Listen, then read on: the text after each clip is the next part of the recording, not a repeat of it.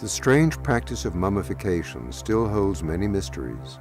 Why were some organs carefully preserved while the brain was scooped out and discarded? An unexpected insight into this question can be found in the work of Dr. Rick Strassman. His pioneering work has raised some very important questions about the pineal gland and its interaction with a strange hallucinogenic chemical known as DMT. Could the interaction of these two components be the seat of consciousness? Could it in fact be the gate through which we enter and leave each new life?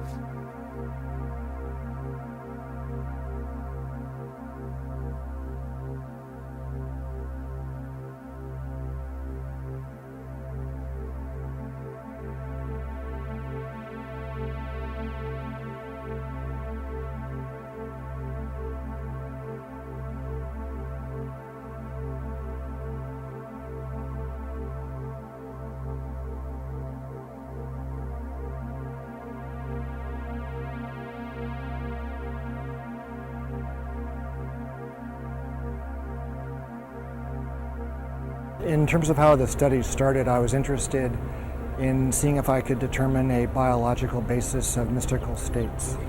That was probably how things started in the first place. And I was quite impressed with some of the commonalities that seemed to occur between spontaneously occurring mystical states, such as those that occurred with meditation and with spiritual practices, and even those described, from near-death experiences. Quite a few of those descriptions seem quite comparable to descriptions of people on large doses of psychedelic drugs.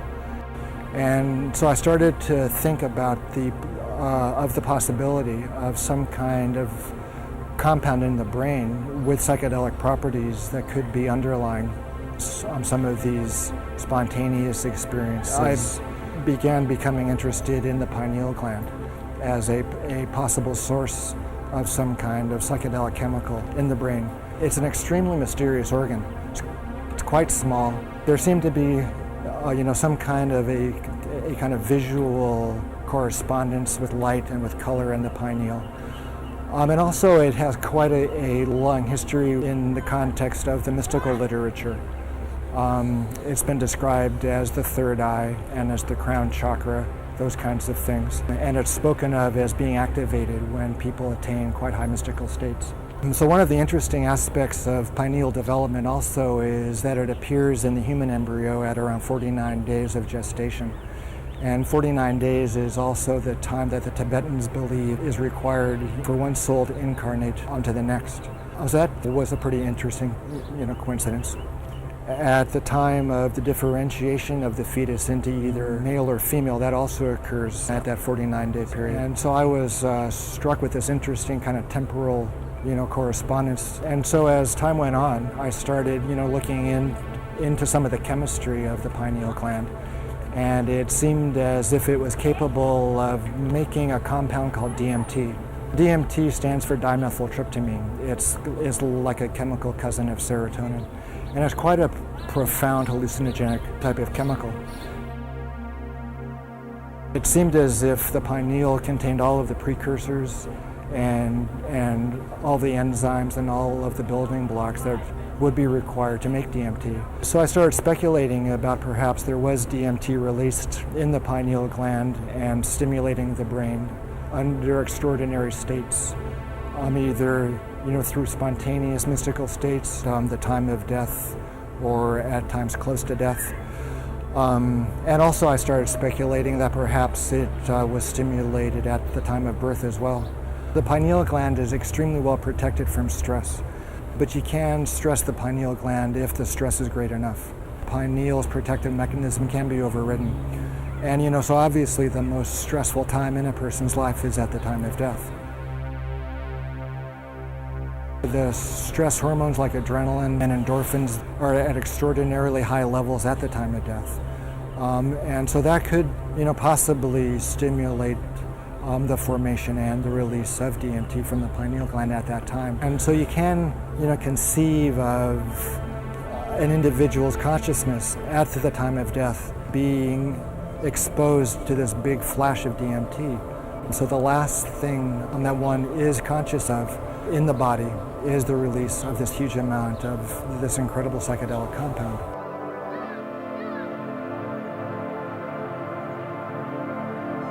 During his testing, Strassman discovered that abnormal levels of the chemical DMT triggered states of consciousness that closely paralleled common experiences of an afterlife. Well, that's true. Almost everybody experienced an extremely profound, an extremely unmistakable separation of their body and their consciousness from each other. DMT at higher levels acted as a type of catalyst for near-death experiences. In fact, it seemed to actually induce the machinery of the afterlife to swing into motion. I suppose one of the most unexpected aspects of the study's results was the frequency with which people described a kind of contact with these intelligent kinds of entities that were conscious of them and interacted with the volunteers in this quite strange space.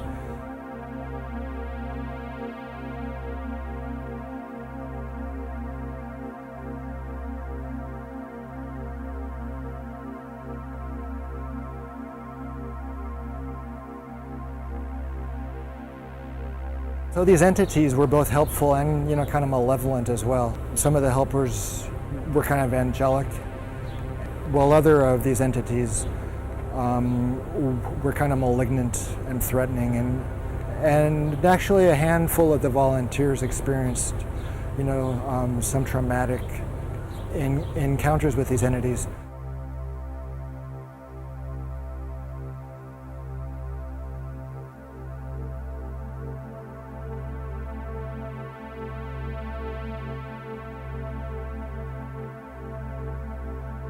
The hallucinogenic state, like the dreaming state, is a temporary disconnection from the physical body. The dreamer becomes a discarnate intelligence, traversing higher realms, no longer bound to the restrictions of time and the standard laws of physics.